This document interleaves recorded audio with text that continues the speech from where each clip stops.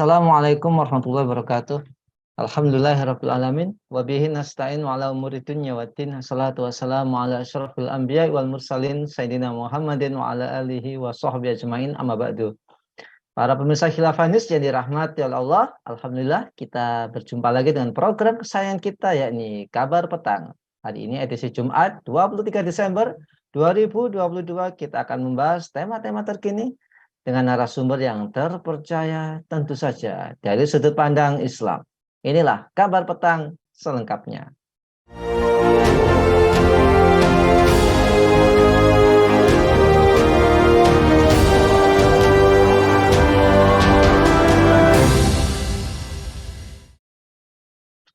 Pemirsa, Indonesia menjadi tuan rumah konferensi Islam tingkat ASEAN. Konferensi kali kedua ini digelar di Denpasar, Bali, 21 sampai 23 Desember 2022. Konferensi akan diikuti sekitar 140 peserta dari Indonesia, Malaysia, Brunei Darussalam, Singapura, Thailand, Filipina, Laos, Myanmar, Vietnam, Timur Leste, serta Arab Saudi. Hadir sejumlah narasumber terdiri dari para ulama, akademisi, dan pimpinan organisasi masyarakat Islam dari Indonesia, Malaysia, Brunei Darussalam, dan Kerajaan Arab Saudi. Konferensi ini akan membahas implementasi moderasi beragama dalam masyarakat Muslim, serta upaya pencegahan ekstremisme dan intoleransi. Kita akan sharing best practices di setiap negara, ujar Dirjen Bimas Islam Kementerian Agama Kamarudin Amin saat memberikan keterangan pers di Jakarta pada hari Senin 19 Desember 2022. Apa motif dan tujuan konferensi tersebut? Apakah gagasan yang diusung dalam konferensi tersebut mendatangkan kemaslahatan bagi dunia Muslim? Apa dampak kampanye moderasi agama yang digencarkan oleh pemerintah saat ini? Untuk membahasnya, kami terhubung dengan Bung Tito Priastomo dari El Harokah Research Center. Assalamualaikum Ustadz Tito. Waalaikumsalam warahmatullahi wabarakatuh. Alhamdulillah, sehat Ustadz ya? Alhamdulillah masih diberikan kesehatan. Alhamdulillah. Ustadz, Indonesia ditunjuk menjadi tuan rumah konferensi Islam tingkat ASEAN. Konferensi kali kedua ini digelar di Denpasar, Bali, 21 sampai 23 Desember 2022. Apa tujuan dan gagasan yang diusung dalam konferensi tersebut, Ustaz? Baik, kalau melihat apa yang telah disampaikan tadi dan melihat riwayat dari konferensi ini, konferensi Islam tingkat ASEAN, sebelumnya kan pernah digelar di Kuala Lumpur kalau nggak salah. Tajuknya adalah A Moderate Nation, jadi sebuah bangsa yang moderat. Bicaranya tentang moderasi beragama. Dan apa yang disampaikan pejabat dari Bimas Islam tadi menunjukkan memang agenda utama atau isu yang hendak di blow up oleh konferensi ini adalah persoalan moderasi beragama sebagai tandingan dari apa yang mereka istilahkan sebagai ekstremisme atau radikalisme.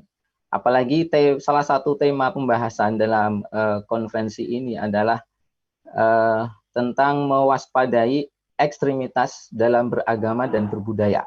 Ya, mewaspadai ekstremitas dalam beragama dan berbudaya berarti tampaknya tujuannya masih mengkampanyekan moderasi beragama dalam rangka tadi menandingi apa yang disebut dengan ekstremisme, radikalisme, intoleransi, dan seterusnya. Demikian. Iya, Ustadz, belakangan istilah yang sering dikampanyekan oleh kaum sekuler, diantaranya moderasi beragama, radikalisme, ekstremisme, intoleransi, sebagaimana yang saya sampaikan barusan. Nah, apakah semua istilah tersebut memang ada dalam khazanah pemikiran Islam, Ustadz? Iya, moderasi beragama, radikalisme, ekstremisme, intoleransi, ada lagi fundamentalisme, Islamisme, bahasa mereka dalam bahasa Arab Islamawiyah. Itu adalah istilah-istilah yang mencerminkan standar-standar yang relatif baru yang muncul di era modern, ya, muncul di era modern. Jadi sebelumnya ini tidak ada. Nah, kemudian pada ranah praktek, apa yang pihak-pihak yang sering mendapatkan stigma negatif dari standar-standar tadi, yang sering mendapatkan stigma radikal, stigma intoleran, stigma fundamentalis, stigma ekstrim, adalah kalangan kaum muslimin yang mencoba untuk mentaati agamanya. Misalnya begini, orang-orang yang mengkampanyekan tolak pemimpin kafir itu disebut sebagai kaum radikal. Selama ini begitu. Kemudian orang yang giat mencegah kemungkaran dianggap sebagai intoleran. Mereka yang memperjuangkan syariat Islam disebut sebagai kalangan yang ekstrim, radikal. Mereka yang menolak apa yang mereka istilahkan sebagai hak-hak LGBT dianggap sebagai kaum intoleran. Padahal kita tahu persoalan haramnya mengangkat pemimpin kafir adalah perkara yang asli merupakan ajaran Islam. Demikian pula dengan amar ma'ruf nahi mungkar, demikian pula dengan menegakkan syariat Islam secara formal, demikian pula dengan larangan terhadap homoseksualitas, itu perkara yang ma'lumun minad dini bidharurah, perkara yang jelas dalam agama Islam. Tapi kemudian dengan istilah-istilah tadi, justru orang-orang yang berpegang dengan ajaran Islam tersebut mendapatkan stigma negatif. Kenapa demikian? Peradaban modern kita ini tidak bisa kita pungkiri adalah peradaban kapitalisme. Peradaban kapitalisme. Dengan nilai-nilai yang mereka tegakkan. Antara lain misalnya sekularisme. Sekularisme, pemisahan agama dari kehidupan, bahwa tatanan kehidupan, ekonomi, politik, hukum itu harus netral agama. Tidak dikait-kaitkan dengan agama, ini adalah nilai dasar dari kapitalisme. Kemudian kebebasan, baik itu dalam berpendapat, beragama, bertingkah laku, pluralisme dalam politik, artinya dalam tatanan sekularisme kapitalisme, masyarakat dianggap memiliki banyak aliran, banyak ideologi, dan kemudian mereka mengatakan tidak ada satu kelompok pun yang berhak mendominasi. Semuanya dikanalisasi, semuanya diwadahi dalam suatu sistem yang namanya demokrasi. Kemudian kesetaraan gender dan lain sebagainya. Mereka juga punya sistem, misalnya sistem politik demokrasi, sistem ekonomi pasar bebas. Mereka juga punya institusi-institusi yang menegakkan nilai-nilai mereka, seperti nation state, negara-negara bangsa yang sekuler, institusi internasional seperti PBB, kemudian hukum-hukum internasional. Nah, itu semua mereka tegakkan demi menjaga peradaban yang bersifat kapitalistik dan sekularistik. Nah, kemudian ketika mereka menjumpai kaum muslimin berpegang teguh dengan ajaran-ajaran Islam, nampaknya mereka melihat adanya benturan antara nilai-nilai sistem yang mereka tegakkan itu dengan nilai-nilai Islam. Apa yang dipegang oleh kaum muslimin. Makanya apa-apa yang diyakini oleh kaum muslimin ini dianggap sebagai satu hal yang relatif mengancam bagi peradaban mereka, relatif mengancam bagi corak peradaban mereka yang kapitalistik, sekularistik. Nah, oleh karena itu kemudian untuk berhadapan dengan Islam ini, berhadapan dengan Islam dan kaum muslimin ini, diciptakanlah sejenis Islam dalam tanda kutip yang ramah terhadap nilai-nilai mereka, Islam yang ramah terhadap institusi penegak nilai-nilai mereka. Dari situ kemudian diciptakanlah konsep-konsep baru yang dilekatkan dengan Islam, tapi itu palsu. Ya, seperti Islam moderat, ya, Islam toleran dan lain sebagainya. Dalam rangka itu menjinakkan kaum muslimin agar kaum muslimin itu meninggalkan nilai-nilai dan hukum-hukum agama mereka untuk kemudian menerima apa-apa yang ada dalam peradaban modern yang sejatinya kapitalistik, sekularistik ini. Demikian. Iya, Ustaz. Apa bentuk perang istilah atau harbul mustalahat yang dilakukan Barat dan para kompradornya terhadap kaum muslimin? Dan bagaimana strategi yang dilakukan oleh Barat dalam melancarkan perang istilah tersebut, Ustaz? Ya, istilah-istilah itu mencerminkan standar-standar yang mereka pegang, mencerminkan nilai-nilai yang mereka pegang, mencerminkan pemikiran-pemikiran yang mereka pegang. Dengan itu kemudian mereka memetakan mana yang orang-orang yang golongan baik dalam kacamata mereka, mana orang-orang yang golongan buruk dalam kacamata mereka. Yang toleran mereka anggap baik, yang intoleran radikal mereka anggap buruk. Nah, kemudian ketika tadi saya katakan bahwa kadangkala kaum muslimin menjadi korban dari standar-standar yang mereka buat, mereka mencoba untuk mendekati kaum muslimin dengan menciptakan istilah-istilah yang harapannya bisa diadopsi oleh kaum muslimin. Ya. Jadi yang pertama adalah strateginya mereka berusaha untuk menanamkan persepsi negatif terhadap ajaran Islam sendiri. Dan kemudian mereka klaim itu bukan ajaran Islam, tapi itu ajaran kaum radikal. Misalnya saja jihad. Ya, jihad yang notabene adalah menurut para fuqaha diartikan sebagai perang melawan orang-orang kafir dalam rangka meninggikan kalimat Allah. Tentu saja ini bukan suatu perang yang sembarangan. Ada aturan-aturannya di dalam Islam. Tapi apapun itu, kemudian jihad ini mereka diskreditkan. Mereka jelek-jelekan. Demikian pula dengan hukum-hukum uqubat di dalam Islam. Mereka anggap sebagai hukum-hukum yang hanya diterapkan oleh kaum fundamentalis yang membaca Al-Quran dan As-Sunnah, kata mereka, secara tekstualis begitu. Lalu mereka mengatakan bahwa hukum-hukum itu hukum primitif yang perlu dikontekstualisasi, ya, sehingga kaum muslimin harapannya bisa meninggalkan katakanlah hukum hudud, kemudian qisas, ta'zir dan lain sebagainya. Dengan stigma bahwa itu merupakan hukuman-hukuman yang melanggar hak asasi manusia. Demikian pula dengan khilafah, misalnya dijelek-jelekan sedemikian rupa agar kaum muslimin membenci ajarannya sendiri. Demikian. Itu yang pertama. Yang kedua adalah mereka mencoba untuk mengacaukan ajaran Islam dengan mencampurnya dengan peristilahan-peristilahan baru. Misalnya saja mereka mendekatkan musyawarah dengan demokrasi. Yang namanya syuro, itu mereka katakan syuro adalah demokrasi dan demokrasi adalah syuro. Dengan kata lain, syuro dan demokrasi adalah perkara yang kongruen. Sama persis. Kata mereka demikian. Padahal tentu saja berbeda ya. Syuro adalah teknik pengambilan pendapat yang disunnahkan oleh Islam bagi para pemimpin agar mereka memperhatikan masukan-masukan yang ada terkait dengan persoalan-persoalan yang dihadapi dengan tetap mengacu kepada syariat Islam. Ada aturan-aturan bagaimana menjalankan syuro itu seperti yang dijelaskan oleh Syekh Taqiyuddin An-Nabhani dalam kitab Syakhsiyah yang pertama. Seperti itu mereka dekatkan syuro dengan demokrasi sehingga kemudian kaum muslimin menerima demokrasi dengan alasan itu syuro ajaran Islam. Kemudian mereka lekatkan istilah dinasti atau istilah teokrasi kepada khilafah.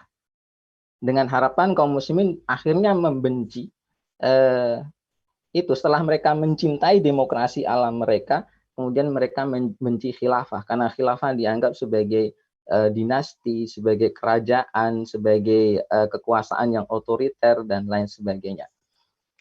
Nah, kemudian mereka melekatkan stigma-stigma yang buruk terhadap kaum muslimin. Itu yang kedua, mengacaukan ajaran-ajaran Islam dengan istilah-istilah mereka. Kemudian yang ketiga, mereka juga menciptakan istilah-istilah baru seolah-olah itu ajaran Islam. Misalnya begini, mereka menciptakan istilah muwatinun. Artinya adalah para penduduk warga negara. Dalam konteks negara bangsa sekuler diartikan sebagai sebuah negara yang dimiliki bersama oleh seluruh anak bangsa tanpa memperhatikan apa agama mereka, apa ideologi mereka. Semua dianggap bersama-sama memiliki agama. Al-watanu lil jami', kata mereka. Bangsa tanah air itu milik semua orang. Nah, sehingga tidak ada pembedaan di dalam sebuah negara bangsa sekuler mana kaum muslimin, mana ahlu zimmah. Tidak ada. Tidak ada yang diwajibkan zakat di satu sisi, di sisi lain ada yang diwajibkan jizyah. Nggak ada pembedaan seperti itu dalam konsep negara bangsa sekuler. Maka dari itu mereka mengatakan konsep muslim dan ahlu zimmah tidak lagi relevan terhadap dalam konteks negara bangsa. Mereka mengganti itu dengan istilah muwatinun.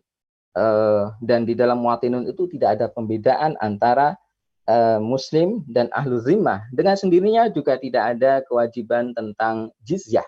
Demikian. Mereka juga menciptakan misalnya istilah ukhuwah watoniyah untuk melegalisasikan ikatan atau fanatisme kebangsaan, ukhuwah insaniyah dan lain sebagainya. Mereka juga menciptakan istilah Islam radikal atau Islam mutatarrif atau istilah Islamisme, ya, bahasa Arabnya Islamawiyah, untuk mendiskreditkan gerakan-gerakan Islam seperti Hizbut Tahrir, Ikhwanul Muslimin, bahwa mereka ini bukan Islam. Mereka bukan menganut Islam. Yang membuat mereka bersemangat menegakkan syariat Islam, itu bukan ajaran Islam, kata mereka. Tapi ajaran baru di era modern yang mereka sebut sebagai Islamisme atau Islam politik, yang mereka bedakan dari Islam tradisional yang dijelaskan oleh para ulama. Nah, demikian. Jadi mereka mencoba untuk membuat istilah-istilah baru sehingga mengacaukan pemahaman kaum muslimin. Demikian. Iya. Terakhir Ustaz, apa bahaya propaganda moderasi Islam di Indonesia? Siapa saja pengusungnya dan bagaimana cara menangkal seruan moderasi beragama ini, Ustaz? Ya, jelas sekali. Siapa yang mengusungnya adalah mereka-mereka yang tidak menghendaki perubahan ke arah Islam. Siapa yang tidak menghendaki perubahan ke arah Islam itu tentu saja yang kita katakan tadi. Mereka-mereka yang menggawangi peradaban modern dengan kapitalismenya, dengan sekularismenya. Tentu saja kalau kita bicara itu adalah negara nomor 1 di dunia hari ini, Amerika Serikat, dan sekutu-sekutunya. Kemudian antek-anteknya di dunia Islam, ya, yang memiliki kekuasaan. Tentu saja itu. Kemudian implikasinya seperti apa? Kalau moderasi agama dengan pengertian bahwa seseorang itu harus bersikap tengah-tengah. Ada Islam, ada kufur, kemudian dia bersikap tengah-tengah. Ada hak, ada batil, kemudian dia bersifat tengah-tengah. Ada yang ma'ruf, ada yang mungkar, dia bersifat tengah-tengah. Artinya dia mampu, dalam tanda kutip, dalam bahasa mereka, mampu berpikiran terbuka untuk menerima perbedaan tanpa dakwah, tanpa amar ma'ruf nahi mungkar, tanpa perjuangan untuk menegakkan syariat. Bahayanya kemudian berarti tidak ada lagi dakwah Islam.